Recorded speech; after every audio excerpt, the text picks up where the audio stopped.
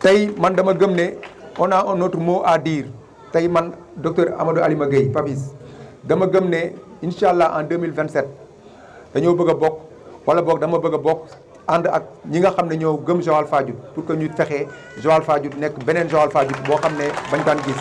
mbokki internaute de la chaîne leader dañu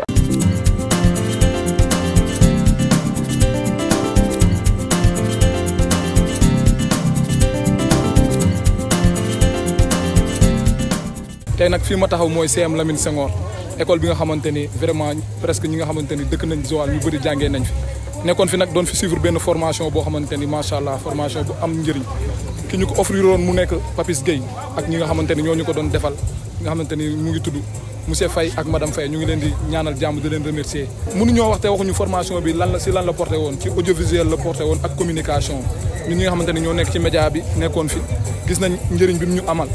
jàngal nañu li nga xamante ni moo ci gën a am importance yaakaar naa képp kuy def média war nga ko def muy tenue d'antenne communication wax nañ ni ñuy waxee wax nañ ni buñ taxawee ci plateau bi lépp vraiment su ma doon wax li nga xamante ni moom la ñu fi jàngal duñ fi jóge mais am na solo trop formation bi am na solo trop 10 jours la woon te 10 jours yi nekk na comme si 3 mois wala 4 mois vraiment metti woon na aussi yàgg na yàggul vraiment man mun naa jël témoin sama bopp di ñaanal ki nga xamante ni mooy Mouhamed Ndiaye Robert di papay Ablaye Ndiaye yàlla yërëm ko xaaree ko àjjana biñ koy enterrement bi Fadiouth daf doon taw bu métti te suñu professeur monsieur Faye ma koy nuyu au passage daf ñu waxoon milieu bu ngeen dem wala képp koo xamante ni mu ngi ci média ñaari ñoo ko mën a dimbali muy adaptation ak improvisation te yaakaar naa ni vidéo yi ñu gis yëpp mu génn ci enterrement wu Robert bi si man mii la jóge ndax man maa jël risque bi ndax ni noonu la ñu ko monsieur Faye waxee woon waa tey xam nga monsieur Faye am na lu mu ñu wax ci information dafa war a nekk lu fiable dafa war a nekk loo xamante ni ñun am nañ source te fi ñu koy jëlee wóor na aussi tamit nekkul n'importe comment la ñuy waxee ki nga xamante ni mooy sa invité supposons wala ki nga xamante ni moom ngay defal interview yooyu dolli na ko si ñun par rapport ak ñun ni ñu gis gars yi di ko poser question yi wala ni ñu gis gars yi di ko joxe information ak ni ñu ko jàngalee bokkul vraiment.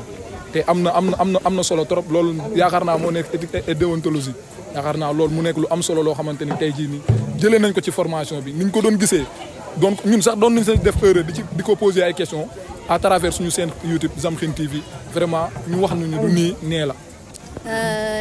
L'importance de cette formation nous apprend à prendre la parole en public. Exemple, moi j'avais une très grande phobie de parler en public, machallah, alhamdoulilah, et d'audiovisuel, tout ce qui est dans la communication et tout le reste.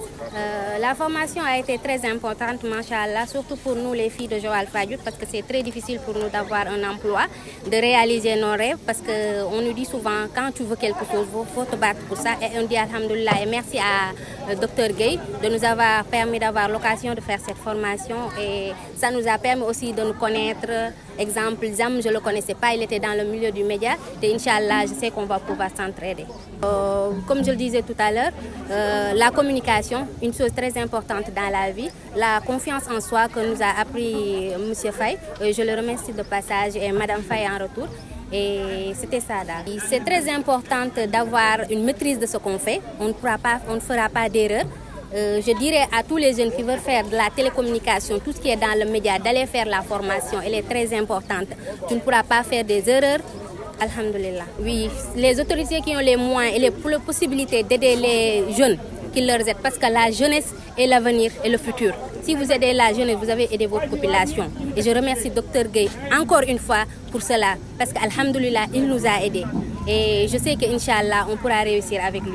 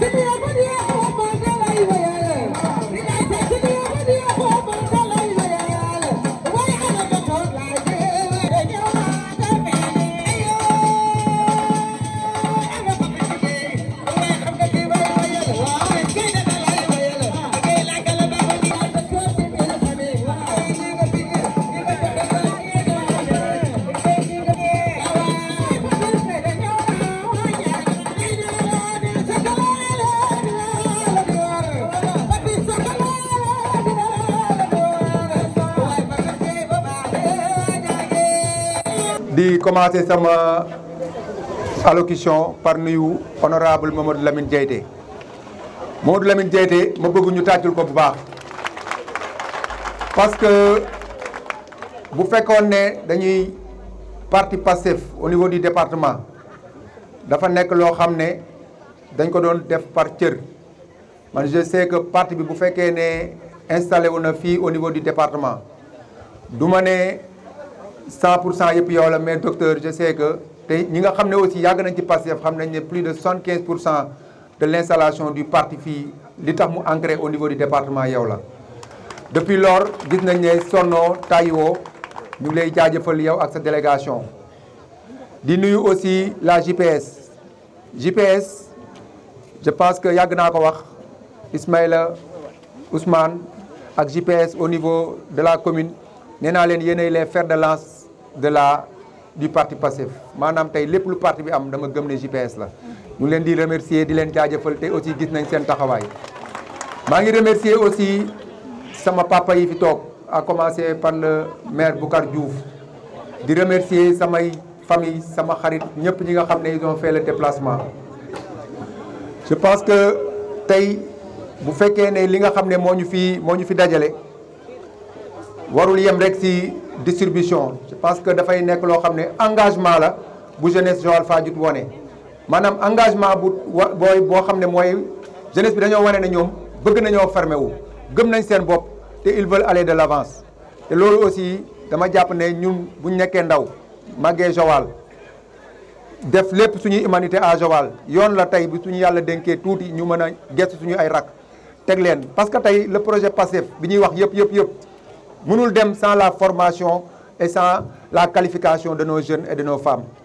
dugguma woon ci politique man dama ne woon sama vocation mooy servir sama communauté par li ma yàlla jox mooy nag la médecine faj nit ñi ku ma ci mën a jàppale ma jàppale ku ma ci mën a def ma def mais dama dem ba ci biir ma xam ne Joal Fadiouth en tant que jeune di déglu jeunes yi di wax ak mag ñi dem ba ci biir dañuy gis ne ñun Joal Fadiouth bi nga xam ne moom la ñu màgg mu jox ñu lépp est-ce que tey Joal Fadiouth boobu ñun ñu ngi def li nga xam ne moo ñu war par rapport ak moom en retour te loolu nag pour mu am je pense que y a pas meilleure manière bu fexe ba nekk ci instance de décision yi mooy engagé wu en politique te man soo xoolee loolu moo nekk sama essence u engagement en politique yàlla def nag ma dugg ci dans un parti boo xam ne mu nekk un parti bu ma naw parce que parti bi la ma defoon comme bac mooy maanaam le don de soi pour la patrie maanaam nit ki lépp lu moo xam ne da nga ko war a def da nga koy def pour sa réew da nga koy def te doo ci xaar dara man je pense que loolu moo ma animé pour ma dugg ñëw ci la sphère politique. di wax ne aussi pour yéen suñu récipiendaires yi yéen yi nga xam ne pendant 10 à 15 jours def ngeen la formation mu nekk une formation intensive ñu ngi leen di wax ne lii bu mu yem ci diplôme bi dafa war a nekk benn ligne de conduite ñu fexe ba xam ne l'entrepreneuriat le leadership loolu nit ñi benn étincelle la ñuy fexe jaillir en vous rek mais li nga xam ne moo ci gën a des mooy yéen ngeen am seen gëm-gëm quoi ngeen gëm seen bopp xam seen valeur je pense que loolu ngeen di mën a demee ñu xam ne par exemple Joal Fadiouth peut compter sur ses fils sur sa jeunesse te gis nga tey bu fekkee ne dañoo nekk jeune yor karaw bu ñuul jàpp nañ ne dara jombuñu war nañoo mën a fexe ba tey ñu ne Joal Fadiouth a été du ma ne réparé parce que peut-être mën na duñ ne am na foo xam ne kiwul mais Joal Fadiouth li ko yëkkati mooy la jeunesse bi nga xam ne dafa juddu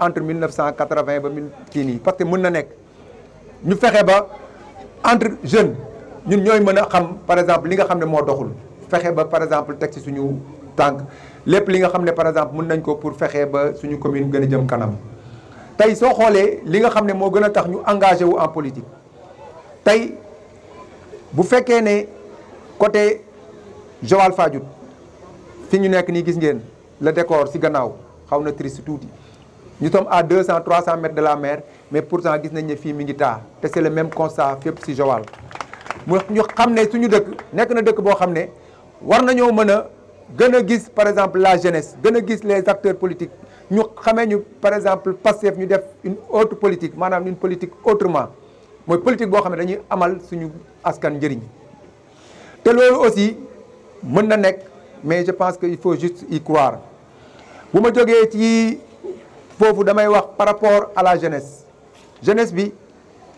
li barke Joal bëri na je pense que newul question dañuy nekk loo xam ne dañuy toog di lim bu ñu fi doon lim peut-être duñ fi jógee mais nañu xam ne jeunesse bi ban taxawaay lañ ci war a am infrastructure manqué na Joal tey bu ñu la nee même pour avoir une salle polyvalente bu ñu defee cette formation c'était pas possible il a fallu que ñu ñëw au niveau du CM Lamine Senghor may profiter aussi occasion bi aussi di remercier le principal et monsieur Diallo avec tout son staff parce que aussi yombalal nañu ko ak concierge bi pour que ñu mën a def fii suñu formation correctement du ma duggee aussi ci au niveau des femmes de la commune de Joal Fadiouth tey formation yi ñoo ngi si jeunesse bi ñu ngi leen di accompagner sport bi aussi ñu ngi si mais dama gëm ne loolu newul loo xam ne dañ koy def parce que leneen man dama gëm ne on a un devoir de servir man dama gëm ne je dois être un serviteur de Joal Fadiouth parce que aussi lépp lu ma am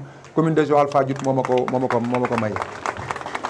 chapitre remerciement yi damay ñëw jiital remerciement yi sama parti le parti Pastef mais surtout aussi ñi nga xam ne ñoom ñooy les inconditionnels de Papis parce que man seen taxawaay rek moom moo tax man gëm naa ne lu ëpp lu ma incha allah lu ma song dinaa ko daan seen engagement tey bu fekkee ne ragaluma dara c'est parce que dama xam ne damay gestu gis ay góor ay jigéen ay mag samay moromu yaay nekk sama gannaaw te loolu aussi dafa nekk loo xam ne moo may gën a yokk jom yéen ñëpp maa ngi leen di remercier di wax ne suñ ñëwee ci au niveau de la jeunesse yéen ñi nga xam ne tey formé nañ leen nañu xam ne li ci kanam l'avenir peut être encore plus radieux pour Joal Fadiouth tey man dama gëm ne on a un autre mot à dire tey man docteur Amadou Alima Gueye Papis dama gëm ne incha allah en 2027 dañoo bëgg a bokk wala boog dama bëgg a bokk ànd ak ñi nga xam ne ñoo gëm Joal Fadiouth pour que ñu fexe Joal Fadiouth nekk beneen Joal Fadiouth boo xam ne bañ daan gis en tout cas daal ñu ngi leen di remercier tey mënuñoo dem aussi te remercier wuñ le couple monsieur et madame Faye mu nekk ñoo xam ne wax dëgg monsieur et madame Faye nekk nañ ñoo xam ne bi ñuy ñëw Joal Fadiouth ils étaient venus pour une formation mais dañoo dem ba ci biir dañoo familiariser wu ak nit ñi dañoo mel ne comme si ils ont vécu plusieurs années à Joal Fadiouth te loolu aussi seen baax ak seen oyof moo ko def ñu leen di ñaanal aussi Sky Audiovis dem ba lépp li nga xam ne kii structure de média am na ko mu am ko fii ci Sénégal di remercier aussi toute la presse locale di remercier honorable encore Mamadou Lamine Diété moom à chaque fois nii la lépp loo xam ne xew na au niveau du département je pense que tànqamluwul dara dina sol dàllam dina ñëw ñu ngi wax aussi remercier la famille Mbaye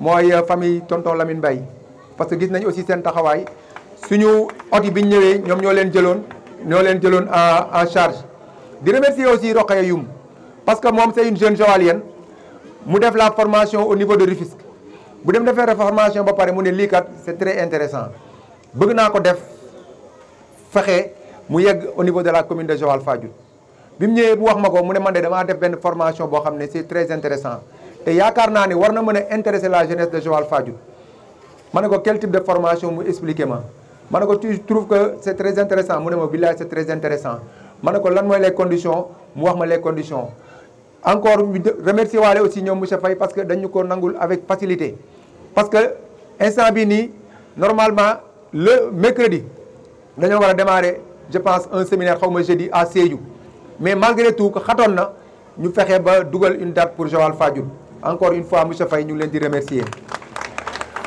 li may tëjee sama discours mooy la jeunesse de Joal Fadiouth ñun nañ fexe ba gëm suñu bopp tey li gën a jafe mooy am le savoir maanaam am xam-xam bi c'est par la formation lañ koy def te en tout cas de ak man je compte faire la politique autrement tey soo xoolee li ñu dépensé ci formation bi man je pense que si outil mënoon nañ leen fi indil un artiste mu defal leen 3 wala 4 playback mais lan la leen di jëriñ après man tey dama gëm ne.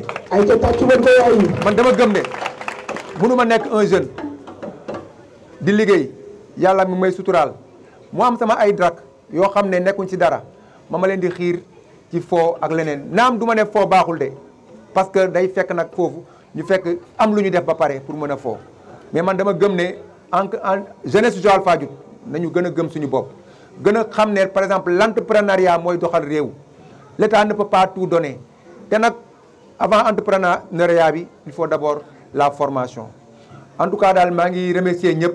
Programme intéressant et enrichissant sur les métiers de l'animation, de la présentation télé et radio, de la communication de base, de la prise de parole et du mastering of ceremony. Tout d'abord, je tiens à exprimer une profonde gratitude à une personne dont la vision et l'engagement ont rendu cette initiative possible. Mademoiselle Rokhaya Youm. C'est grâce à sa persévérance et sa confiance en notre structure Sky Audiovis 2000 que nous avons pu venir ici à Joal pour partager nos connaissances et notre passion. Merci Rokhaya Youm pour votre foi et votre amour pour la jeunesse de Joal et de votre commune. Je souhaite également saluer l'initiateur de ce projet, un homme de cœur, un visionnaire, un homme d'action, le docteur Amadou Alima Gueye. Monsieur le docteur, vous êtes un bienfaiteur, un philanthrope, un homme du renouveau. Et d'ailleurs, c'est en ce sens que je vous ai pronommé la Providence. Et j'interpelle mes élèves ici. Vive la Providence. Vive la Providence. Encore une fois. Vive la Providence. Oui, en effet. Vous êtes la Providence. Vous êtes la Providence de Joal Fadiouth. Docteur, vous êtes celui qui cherche inlassablement à l'émergence de Joal au plus haut niveau. Vous êtes pour moi une véritable providence. Votre engagement pour le développement de cette ville et l'épanouissement de ces jeunes est une bénédiction. Votre générosité n'a d'égal que votre humilité. Voici une personne très humble. Merci du fond du cœur pour votre soutien indéfectible. Aux chers récipiendaires, vous, mes chers élèves, vous qui m'aimez tant, je vous aime, je vous adore. Vous êtes l'âme de cette formation.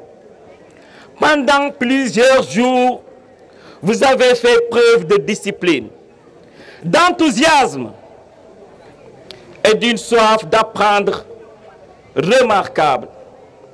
Vous avez acquis des compétences essentielles qui vous ouvriront des portes, de nombreuses portes, ainsi qu'une ouverture dans le monde. Le chemin ne fait que commencer. Je vous encourage à persévérer, à vous former continuellement et avoir l'envie de réaliser vos rêves.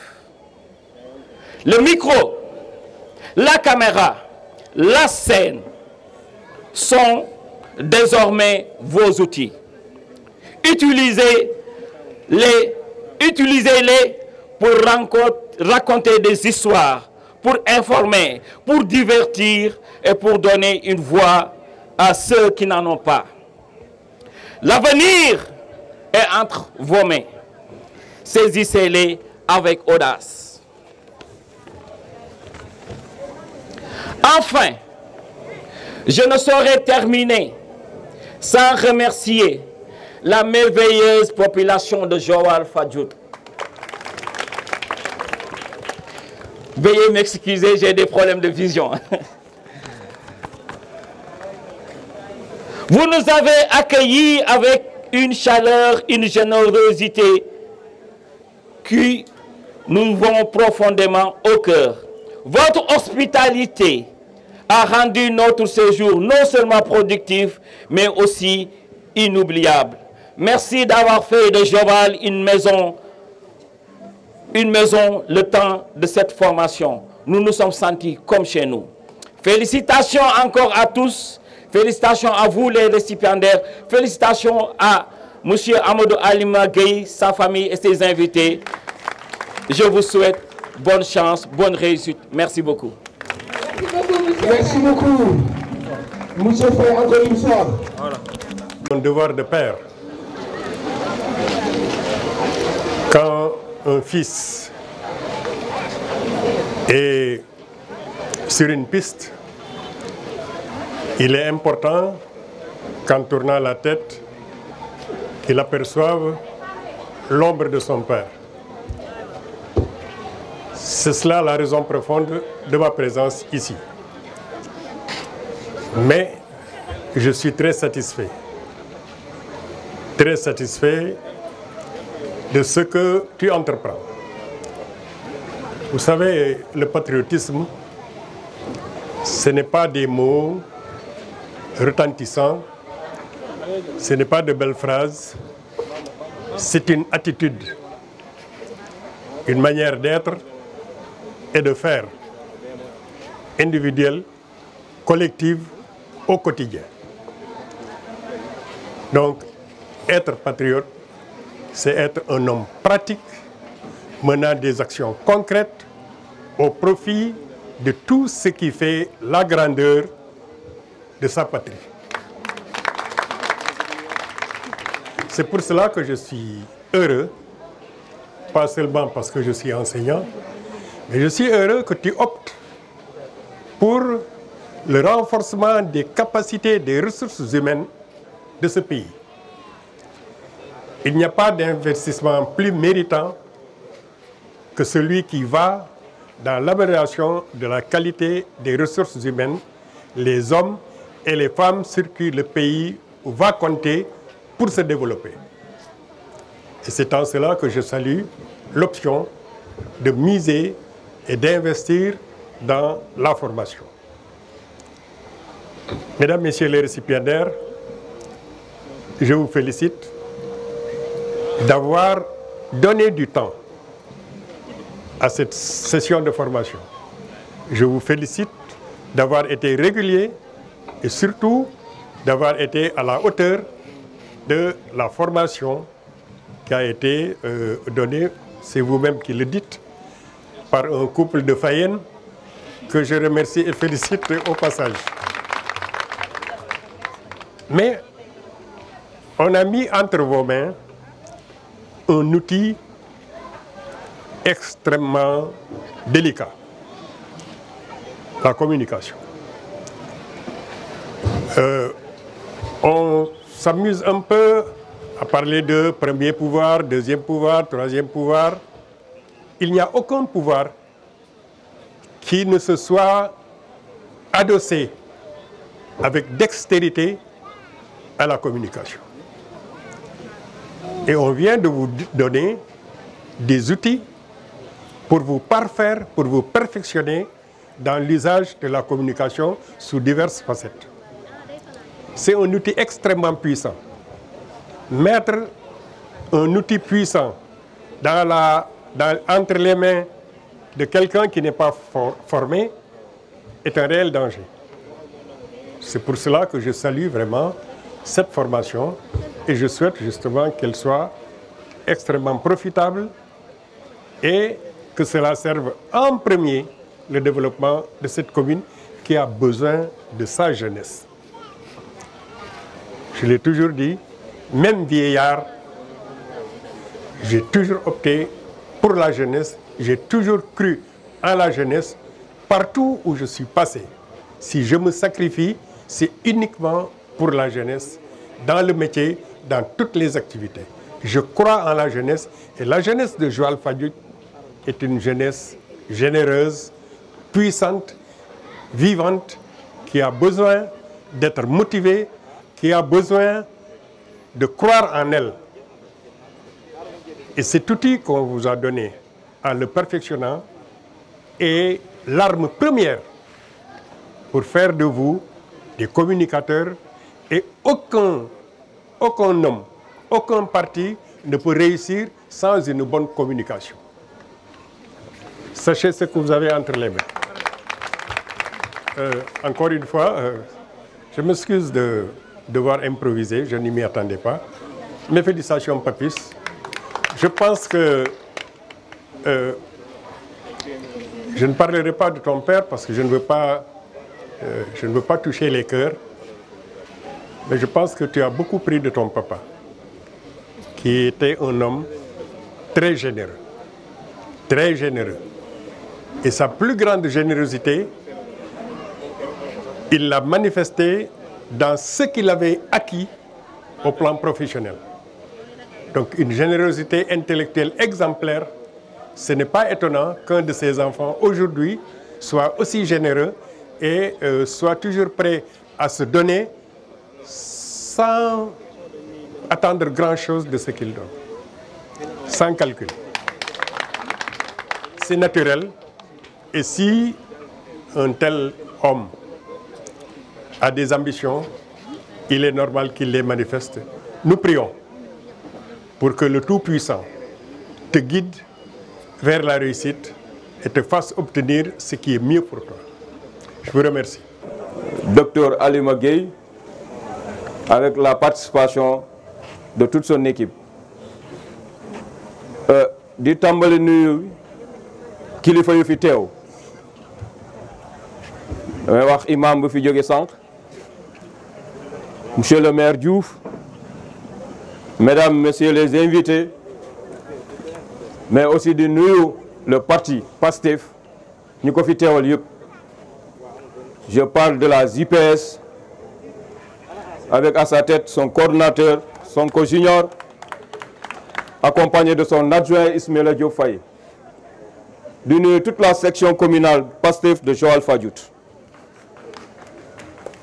Di rafetlu seen taxawaay mais di beral nuyu encore au docteur Alima ci taxawaayam fii ci PASTEF ci biir Joal Fadiouth Ngazobil. Mais au-delà de cette commune, tout le département. De présenter sama délégation. Je suis venu avec M. Ibrahima Kanté, chargé de com, qui est le directeur de l'école de formation professionnelle de Mbour, Andak Makan Diop, qui est le coordinateur adjoint de la section communale de Nguékhokh, mais qui fut pendant ces 2 élections passées mon directeur de campagne. Il y a aussi Morngom, qui est responsable de cellules à Mbour. Il y a Mohamed Diop, ici présent, qui est aussi membre de l'équipe de communication de PASTEF. Il y a aussi M. Diba Mor, qui est responsable de cellules au niveau du marché central. Mais aussi M. Modou, qui vient de la section communale de Nguékhokh. Mbokk yi daanaka Papis wax na lépp dam ci ñambaas rek. Je dirais 2 mots par rapport à cette session de formation pour vous dire l'importance de cette formation. On parle de photographie, on parle d'audiovisuel et on parle de réseaux sociaux. Aduna day dox.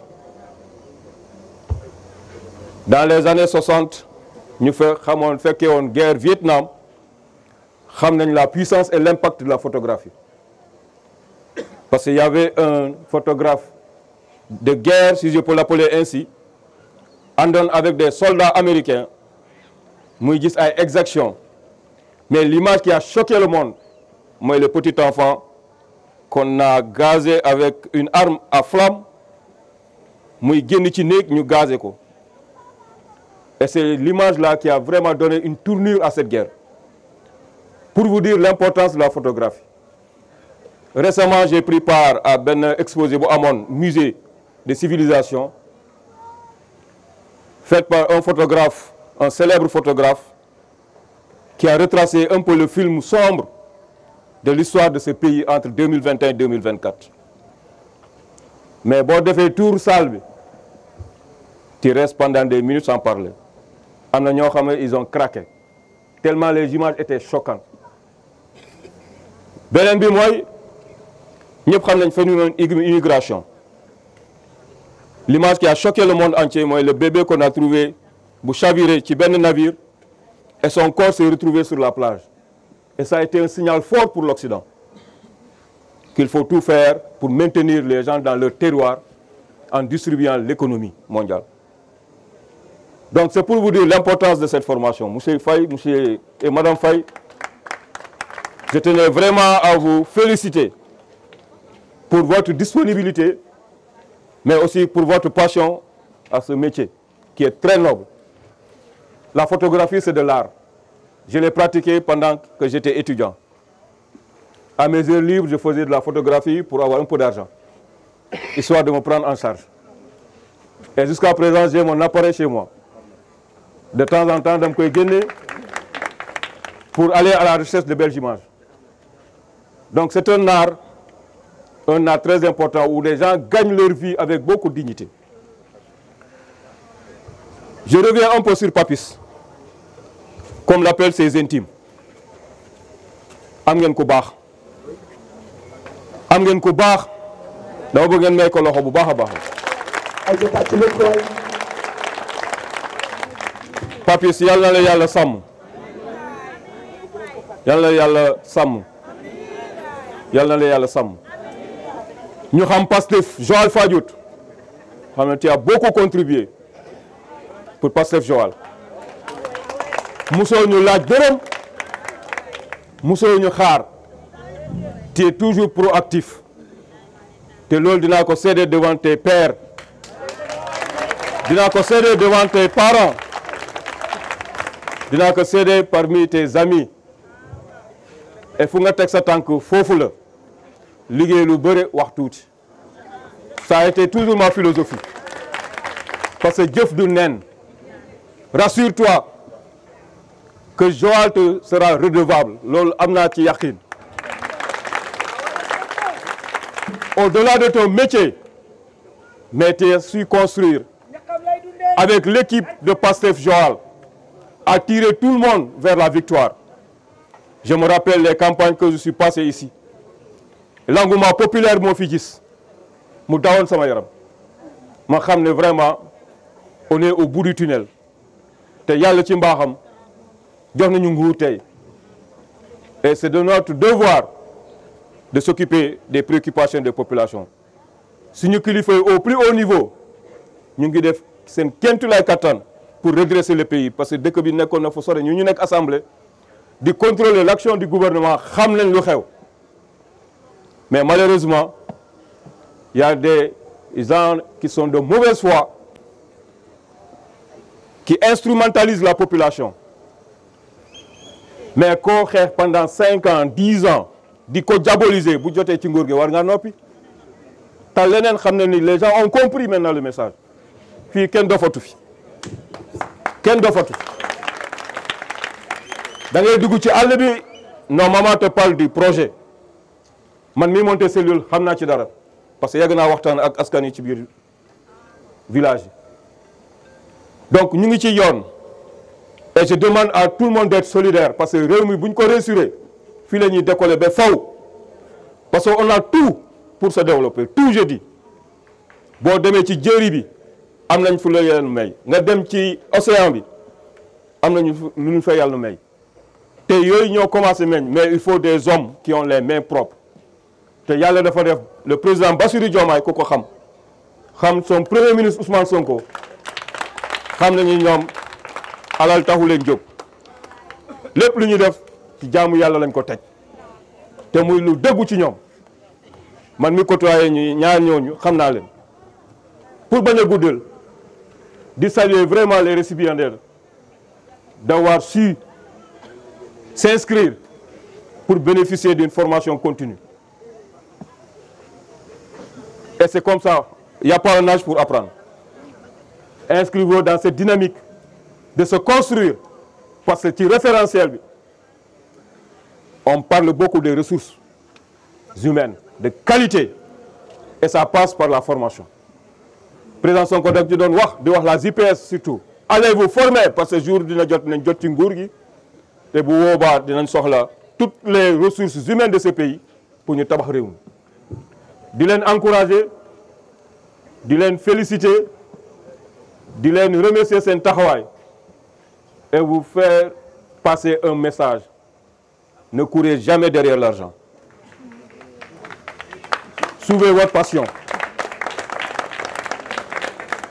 Parce que booy daaw ci ginnaaw xaalis am na lu lay échappé parce que l'argent circule hein?